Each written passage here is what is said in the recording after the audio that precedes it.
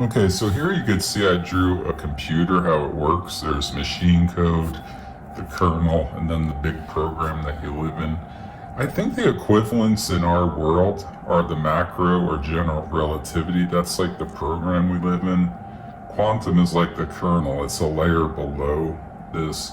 And then there's something here we don't know. That's like the ultimate code. That's like the matrix, really. Like that's the... But anyway, we don't know that theory. It's probably whatever it is anyway. You asked a good question. You said, your question was, does quantum, is it its own world? Is it... And I said I don't think it's its own thing. I think it's linked to this. And the reason I think that is because the kernel, while the kernel is its own world, you could have the kernel of an operating system just sitting there as code. But it doesn't really have any meaning until it can do something like this, like it runs the program. So the program, or general relativity in our analogy, the program gives the kernel its meaning, really. There's a mutuality here. And I think for that reason, you can't say, you could say this is its own entity, but you have to say it's its own entity with no meaning or function. I think really what gives it a purpose is the other layer. So yeah, I think that's how this relates here. So quantum gives, our macroscopic, when we look at things in a microscope and render them, it's giving quantum its meaning.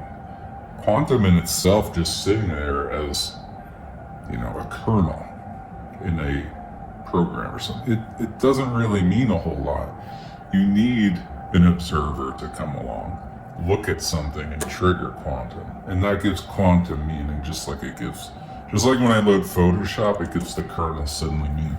And then the kernel really has no meaning unless it has this. Machine code, I should say, has no meaning unless it has to drive this, right? So you keep going layers down, and that shows to me there's a layer under quantum here, and we don't know what it is. This is probably string theory. That's probably what this is.